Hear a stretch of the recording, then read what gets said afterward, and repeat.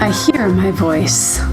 It can never express the vastness that is. I see my hands.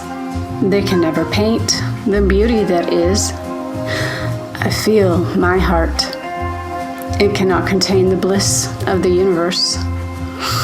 As in, the caterpillar listens to the butterfly explain what flight is like, how wings feel as they glide through the sky, and how freedom and bliss are found in the dance of the wind.